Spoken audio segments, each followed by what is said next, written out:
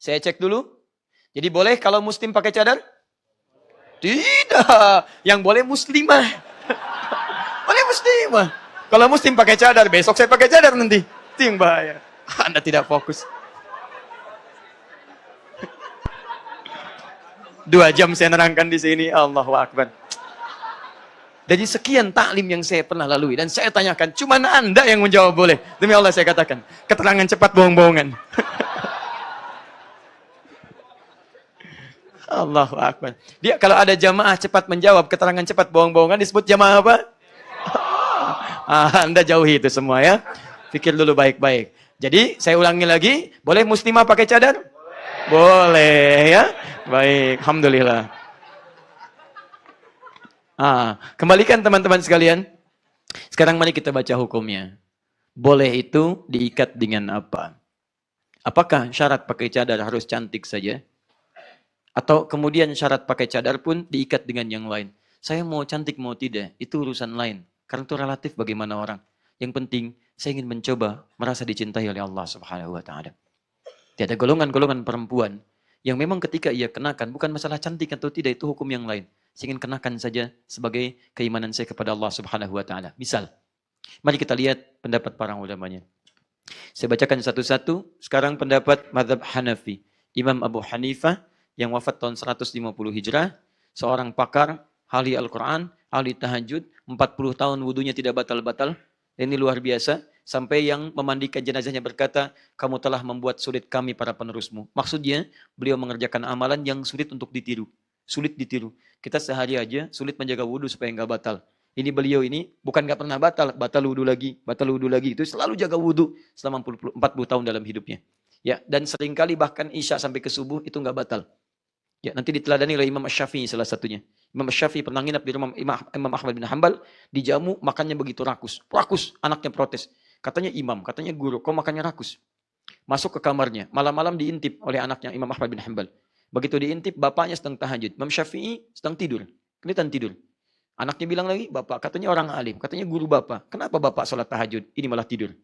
Besoknya lagi, kemudian bapaknya setelah tahajud, siapkan kemudian untuk sholat. Apa yang terjadi teman-teman sekalian? Imam Syafi'i bangkit dari tidurnya, kemudian langsung ikut sholat. Anaknya protes lagi, katanya ulama besar, katanya guru ayah, katanya faqih, tapi tidak wudu. Gimana orang ini? Kata Imam Ahmad, jangan menduga cepat seperti itu. Silahkan tanyakan langsung pada Tuan Guru. Adabnya luar biasa. Adabnya. Seorang murid yang baik tidak akan menilai gurunya. Itu poinnya.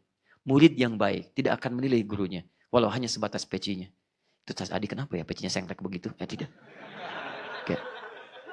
Apalagi kemudian pemikiran dan sebagainya. Kalau Anda datang dengan adab, maka ilmu akan turun dengan berkah. Itu poinnya. Jelas ya? Maka minta anaknya bertanya. Begitu bertanya, Syekhna, kenapa Anda terlihat makan begitu nikmat sampai melebihi batas-batas yang biasanya para ulama tidak melakukannya? Bahasa kita. Kata Imam Syafi'i, tahukah engkau Allah memerintahkan kita makan makanan yang halal? Ya ayyuhan nasu kulu mimma fil ardi halala. Allah menyediakan makanan dengan keberkahan yang banyak, thayyibat. Tahukah engkau keberkahan melekat dengan keimanan? Ya ayyuhalladzina amanu kulu min thayyibati ma razaqnakum. Di desa ini, di tempat ini tidak ada orang yang saya duga paling halal makanannya kecuali bapakmu. Paling berkah makanannya kecuali bapakmu. Kapan lagi mendapatkan makanan yang halal dan berkah di luar kesempatan ini? Jadi kalau saya banyak makan bukan karena makanannya, saya ingin lebih banyak mengambil keberkahan dan kehalalannya. Paham ya? Baru paham di situ. Allahu Akbar. Ya Syekhna, kenapa malam bapak saya tahajud, Anda tidak? Kamu jangan melihat dan menyimpulkan dengan kelihatan mata sekilat saja. Bapakmu sholat tahajud, pahalanya untuk dirinya. Aku malam tadi mendapati sekian banyak persoalan yang ditanyakan oleh umat. Maka aku pikirkan pada saat itu sehingga mengalahkan keadaan tidurku dan melewatkan kesempatan tahajudku. Aku memikirkan menjawab persoalan-persoalan fikih. Datang ini, aku jawab. Datang ini, aku jawab. Sholat tahajud untuk pribadi, masalah fikih untuk umat. Ibadah sosial lebih banyak pahalanya dibanding ibadah individual. Kalau umat dapat jawaban mereka mengerjakan, maka saya dapat pahala dari setiap amalan umat itu. Bapakmu pahala untuk dirinya sendiri, aku mendapatkan pahala lebih daripada apa yang bapakmu peroleh. Allahu Akbar. Baru tahu. Ketiga, Syekhna, kenapa bapak wudu, Anda tidak wudu lagi ketika bangun? Karena wuduku nggak batal. Aku dari Isya sampai subuh, wuduku nggak batal. Karena itu aku bangkit kemudian untuk menunaikan bagian dari ibadahku dan salatku dalam keadaan wudu terjaga. Teman-teman, itulah Al-Imam Asy-Syafi'i. Jadi jika ilmu Anda belum sekuku Al-Imam Asy-Syafi'i, jangan banyak menilai Imam Asy-Syafi'i. Juga imam-imam yang lainnya. Nanti kita akan lihat. Dan aneh kalau ada orang kemudian mengikuti pendapat Imam Asy-Syafi'i atau berkhidmat atau kemudian mengikuti pada tuntunan Imam Asy-Syafi'i tapi beda kemudian bagian-bagiannya dengan keterangan-keterangan beliau. Madzhab Hanafi. Pendapat madzhab Hanafi, wajah wanita bukanlah aurat. Wajah wanita. Jadi itu yang biasa dipandang. Tadi ayat An-Nur, Quran surah 24 ayat 31. Jadi wajah dengan telapak tangan di madzhab Hanafi itu yang biasa nampak. Lil hajah, karena kebutuhan tertentu. Ya, misal saling menatap, itu kan yang biasa terlihat. Kan? Tamu misalnya datang, Assalamualaikum, kelihatan. Siapa? Saya, nampak kelihatan seperti biasa. Interaksi keseharian. Tangan juga begitu. Ada beli ini, beli itu dan sebagainya. Di pendapat dari madzhab Imam Hanafi, wajah itu bukan bagian dari aurat, termasuk telapak tangan. Namun memakai cadar hukumnya sunnah. Atau dianjurkan minimal. Bagi perempuan, kalau ingin mengenakannya, silakan. Dia bukan bagian dari aurat, tidak wajib menggunakan cadar. Kata pendapat dari madzhab Hanafi. Tapi kalau perempuan ingin pakai cadar, jangan dilarang. Dan jangan diolok-olok, hati-hati. Jangan diolok-olok. Jadi karena dia ingin mengikuti bagian dari tuntunan, dia silakan dia mau pakai. Pertama, dia sunnah hukumnya kalau ingin pakai. Kalau merasa dengan itu, dia ingin meningkatkan ketaatannya misal, dan dengan itu dia ingin menjaga kehormatan dirinya. Saya tidak penting penilaian orang, yang penting penilaian Allah. Saya ingin kenakan karena Allah, misal. Saya ingin tutup dia, maka ketika dia tutup, Anda tidak boleh olok-olok. Sama dengan Anda mengolok-olok ibadah sunnah yang lain. Kata madzhab Hanafi itu sunnah. Kalau disebut sunnah, artinya senilai dengan sunnah yang lain. Apa Anda mau mengolok-olok orang sholat 2 rakaat sebelum fajar? Atau apa Anda mau mengolok-olok orang sholat duha? Apa Anda mau mengolok-olok orang sholat sunnah ba'diyah maghrib? Apa Anda mau mengolok-olok orang puasa sunnah Senin dan Kamis? Itu kan sunnah. Jadi kalau Anda ingin memikir mengolok-olok orang bercadar, itu sama dengan Anda mengolok-olok orang yang puasa Senin dan Kamis. Sama dengan mengolok-olok orang yang sholat sunnah 2 rakaat sebelum subuh. Paham sampai sini? Jelas. Jadi kalau ada yang pakai seperti itu, kita hargai dan kita hormati. Masya Allah. Semoga Allah berikan pahala kepadanya. Jangan diolok-olok. Wis, ninja datang. Teng. Kayaknya istrinya Hattori itu. Luar biasa. Itu jahat. Itu jahat. Dan dia telah melukai perasaan. Bukan cuma perasaan perempuan beriman, tapi juga telah melukai hadis-hadis Nabi dan ayat-ayat suci. Itu poinnya. Ya, jadi kalau Anda ingin bicara dengan yang baik, dengan kalimat yang indah. Ya, sentuhlah ia tepat di hatimu, maka ia akan jadi milikmu selamanya.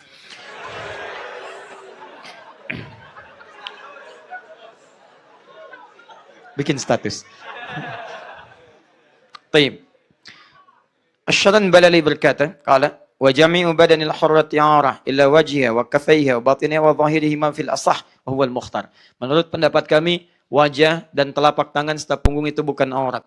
Itu pendapat yang terpilih di madzhab Hanafi. Jadi kalaupun dia terbuka, misalnya wajahnya atau ini kemudian telapak tangan terbuka, itu tidak ada masalah dari madzhab Hanafi. Itu dipahami dan tidak ada ulama yang mencela, itu biasa, perbedaan pendapat.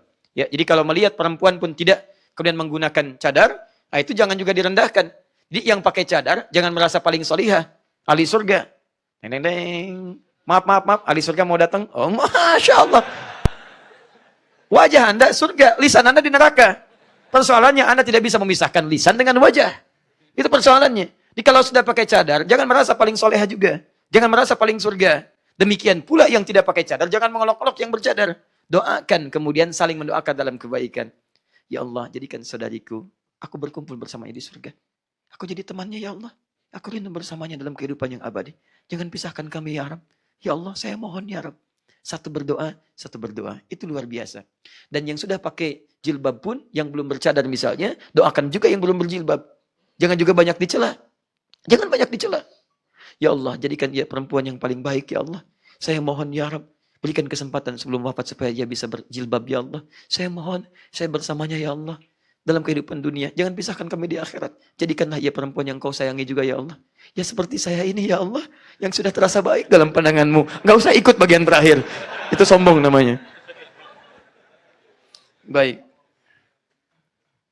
Baik, dalam satu riwayat ada perbedaan pendapat kemudian di telapak tangan. Dalam satu riwayat juga telapak tangan luar, demikian juga bagian telapak tangan luar juga bagian belakangnya.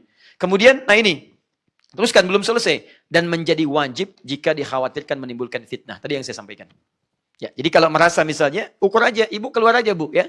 begitu keluar misalnya nggak pakai cadar, tiba-tiba orang banyak perhatian. Melihat ibu gitu kan. Dan sebagainya, dilihat. Security melihatnya agak lama ke ibu gitu kan. Baik, begitu ditanya, kenapa lihat-lihat? Bukan bu, ibu tuh nggak pernah kesini, jadi saya pengen tahu siapa ibu, saya kan? Tapi cara pandangnya tidak tepat. Ah, ini berarti ada sesuatu yang berbeda cara pandang orang kepada saya. Besok mulai tutup. Jelas ya? Nah, taib. Qala masyayikhuna.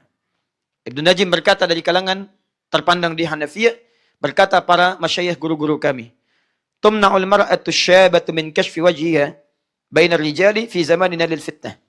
Jika ada perempuan-perempuan muda yang wajahnya sangat begitu menarik, maka syekh-syekh kami akan melarang tampak wajahnya di kalangan masyarakat. Tadi, bukan karena terlampau cantik, tapi menyebabkan banyak orang gelisah dalam kehidupan. Ya, karena itu, jika dalam mazhab Hanafi, sunnah hukumnya tidak mencapai wajib, tapi wajib jikalau itu menghadirkan kondisi-kondisi yang tertentu. Dalam mazhab Maliki, hampir sama. Hampir sama dengan mazhab Hanafi. Jadi sunnah hukumnya, tapi wajib jika dikhawatirkan menimbulkan fitnah. Jadi sama hukum antara mazhab Hanafi dengan mazhab Maliki. Ya, Imam Malik, Imam Darul Hijrah, imam yang sangat banyak memberikan kontribusi, lahir, tinggal, menetap sampai wafat di Madinah. Dan beliau memberikan fatwa, sunnah hukumnya bercadar dan wajib jika menimbulkan fitnah. Bahkan Al-Qurtubi berkata, qala Ibnu Khuwaiz min Dad, wa huwa min kibar ulama al-Malikiyah. Termasuk syekh dari kalangan Malikiyah yang sangat dihormati, sangat terpandang memberikan fatwa. Innal mar'ata idza kanat jaminatan wa khifa min wajhiha wa kaffaiha al-fitnah fa 'alaiha satru dzalik. Jika seorang perempuan sangat cantik luar biasa, jamilah itu cantik.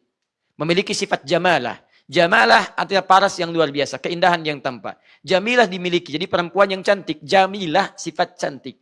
Mulan cantik luar biasa. Mulan jamilah.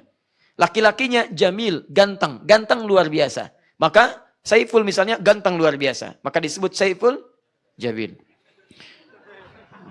Nah, kalau dikhawatirkan dengan penampakan itu, terjadi banyak kekhawatiran, maka wajib hukumnya. Tutup. Fa'aliyah satu dzalik. Termasuk bagian telapak tangan. Kalau dikhawatirkan tampak misalnya, punggung terutama, ya misal, kelihatan tapi jadi fitnah. Ini kelihatan nih. Aduh, wajahnya bercadar. Tangannya gimana ya? Bisa. Ada orang menelisik, tutup. Nah itu pendapat mazhab Malikiyah. Jadi wajib hukumnya jika menimbulkan fitnah, sama dengan Hanafiyah. Wa in kanat ajuzan aw muqbihatan jaza an tukshafa wajhuha wa kaffaiha atau takshifa wajhaha wa kaffaiha. Tapi jika sudah berumur, sudah nampak ketidaktertarikan bagi siapapun yang lewat. Ya, Anda sudah berusia sepuh, 80 tahun, 90 tahun, kan? Tapi kan saya masih merasa cantik, Ustaz. Silakan aja. Silakan saja kalau itu, tidak ada masalah. Ya, baik. Tapi persoalannya di sini dikatakan mukbihatan. Mukbihatan itu kelihatan ya sudah tidak cantik lagi. Sudah mutlak kelihatan tidak cantiknya. Ya kan? Jaza an takshifa wajh. Yang seperti itu boleh kemudian silakan dibuka, tidak pun menggunakan cadar, tidak ada masalah, silakan dibuka karena ilat fitnahnya sudah hilang dalam kehidupan.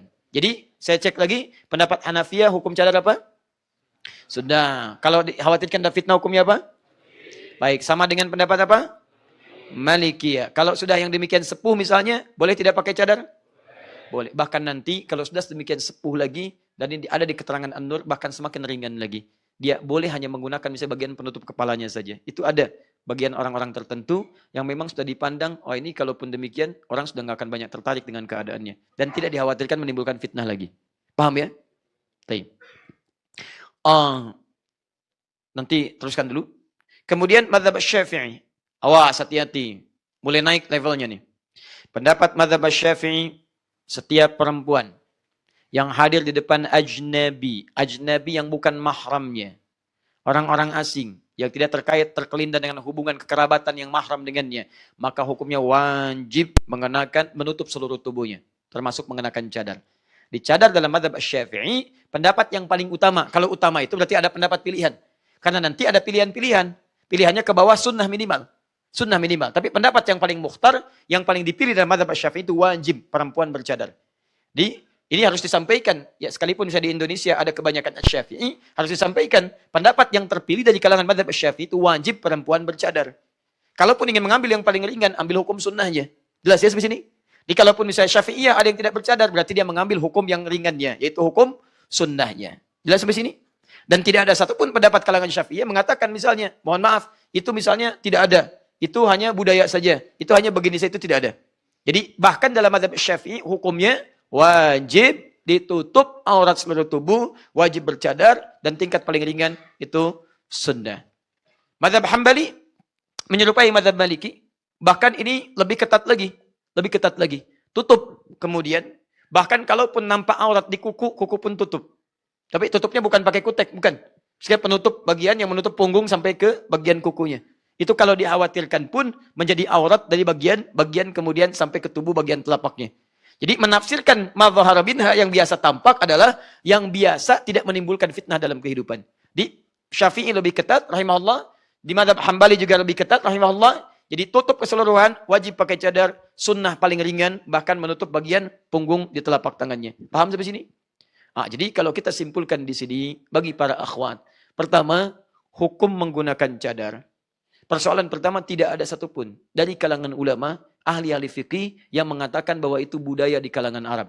Cadar itu budaya, tidak ada pernyataan dari kalangan ulama manapun, dari ahli fikih, dari para imam besar. Itu pendapat, itu statement yang pertama. Jadi penting untuk diketahui supaya jangan sampai ada kesan bahwa itu bukan bagian dari ibadah. Jelas ya? Dipakai cadar ibadah, menutup aurat bagian dari ibadah, dan itu bukan budaya. Karena budaya jahiliyah sekali lagi, masa sebelum Islam, budaya Arab itu masa sebelum Islam tidak menggunakan cadar. Jangankan cadar, kerudung yang menutup pun itu tidak digunakan. Dia tidak tepat kalau ada statement mengatakan misalnya cadar itu budaya Arab. Paham? Kecuali kita robah, betul itu budaya. Budaya apa? Budaya Islam. Jelas ya? Budaya Islam dengan nilai-nilai sunnah yang kemudian dipertahankan atau menjadi wajib kalau menimbulkan fitnah. Jelas sampai sini? Baik. Yang kedua, tentang hukum menggunakan cadar, ulama menyajikan ragam pendapat, membaca, memahami turunnya ayat dan makna ayat yang dimaksudkan. Ingat kata Nabi, kalau kita ingin belajar Quran, belajar sunnah dari ulama, Ibnu Majah nomor hadis 233. Ya, innal ulama warathatul anbiya. Para ulama itu pewaris para nabi. Wa innal anbiya la yurithuna dirhaman wala dinaran. Para nabi tidak mewariskan dan dirham, tidak mewariskan rupiah, tidak mewariskan dolar. Yang diwariskan apa? Al-ilma. Ilmu pengetahuan. Jadi kalau Anda ingin memahami ayat ini, baca dari keterangan para ulama. Jangan nyimpulkan sendiri. Apa kata para ulama? Hukum cadar itu silahkan sunnah bagi yang ingin menggunakan. Kalau ingin merasa menutup bagian dari dirinya, atau ingin merasa meningkatkan kadar keimanannya, tapi pun kalau tidak kemudian digunakan, tidak berdosa bagi dirinya. Karena sunnah itu dikerjakan berpahala, tidak digunakan pun tidak menghadirkan dosa bagi dirinya. Jadi yang bercadar dari sini akan baik bagi dirinya. Yang tidak bercadar pun baik pula jika ia pandang dengan itu nyaman bagi dirinya. Tapi barangkali tidak lebih banyak pahala digunakan dengan yang bercadar. Tapi tidak berhukum dosa pada dirinya. Paham? Baik. Yang ketiga, jika dikhawatirkan dari penampakan perempuan melahirkan kesulitan-kesulitan bagi orang lain. Atau bahkan membahayakan bagi dirinya. Maka wajib hukumnya seketika bercadar untuk melindungi dirinya. Dari keburukan-keburukan yang mungkin menimpanya. Itulah terkait dengan pembahasan hukum yang dimaksudkan. Mudah-mudahan jelas disampaikan. Ayatnya sudah diuraikan. Hadisnya disampaikan. Keterangan ulama kami bawakan kitabnya. Pendapat disampaikan. Dan rangkuman sudah juga kami buatkan. Jika dengan semua ini belum mampu menjelaskan kepada Anda. Mungkin saya kurang pandai dalam menjelaskan. Anda mesti mencari guru lain yang bisa memahamkan Anda lebih baik di pemahaman ini. Baik, yang terakhir. Ingat. Auratun nazar. Itu bukan hanya juga bagi perempuan. Tapi juga bagi laki-laki. Karena yang melihat itu bukan hanya perempuan, tapi laki-laki juga. Yang melihat ke perempuan, itu perempuan dan laki-laki. Tapi yang melihat laki-laki, bukan cuma laki-laki, tapi ada perempuan juga. Ada perempuan juga. Jadi ada aurat satar, ada aurat nazar. Maka bagi perempuan pun teman-teman sekalian, tidak diperkenankan untuk mengamati laki-laki kalau ada tampil laki-laki yang begitu menawan, begitu luar biasa. Misal, contoh paling gampang, Nabi Yusuf. Nabi paling ganteng di muka bumi. Quran surah 12 ayat 31. Ya, begitu beliau lewat kemudian melihat para perempuan pada saat itu, qulna hasya lillahi ma hadza basyara. Mereka berkata semuanya, ini bukan laki-laki, bukan pria biasa, bukan manusia. Ini malaikat yang menjelma datang ke bumi.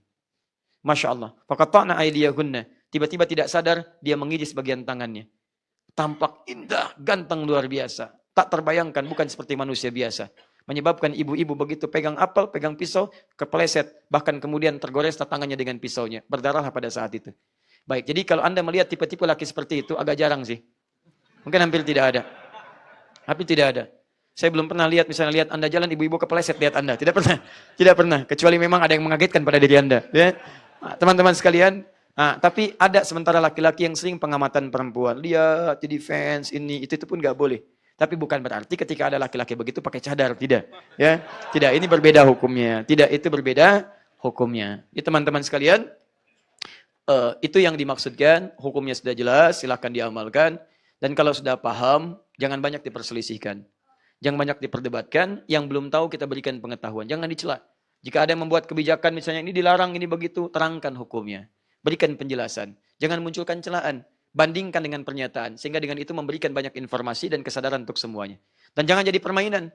Begitu lewat perempuan bercadar, muncul kalimat tidak menyenangkan.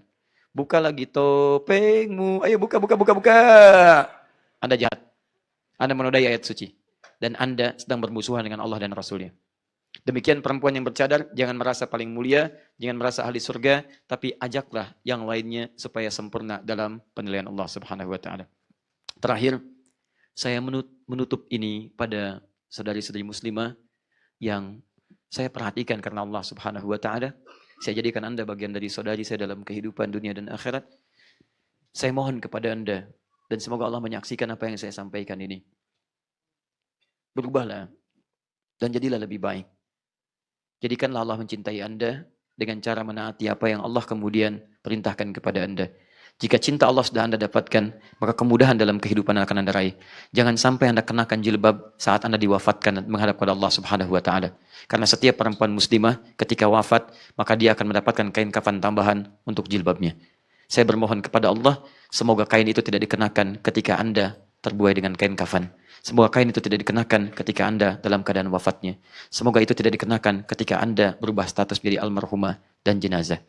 Karena itu, pada teman-teman yang akhwat, perempuan, ayo yang belum pakai kerudung, belum pakai jilbab, secara bertahap. Orang tuanya mendoakan untuk anaknya, mengarahkan yang terbaik, dan berikan motivasi dan hukum-hukum itu sesuai dengan konsekuensi-konsekuensinya. Nah, kalau pakai itu, kamu akan lebih disayang. Nah, kalau pakai itu, kamu akan semakin dapat rahmat Allah. Nah, kalau pakai itu, kamu akan aman. Nah, kalau pakai itu, papa dan mama lebih sayang dengan kamu. Yang lebih penting, nah, kalau kamu pakai itu, besar kemungkinan papa dan mama masuk surga dengan amalan kamu. Mama papa tidak meminta apapun dari kamu. Telah berusaha, tapi mohon bantu papa dan mama untuk diringankan hisabnya oleh Allah Subhanahu wa taala. Itu kalimat paling indah. Jangan sampai ada perempuan membuat heran malaikat maut ataupun membuat heran malaikat mungkar dan nakir ketika mulai ditanya di alam kubur. Kamu kan dulu tidak pakai jilbab, kenapa sekarang berkerudung?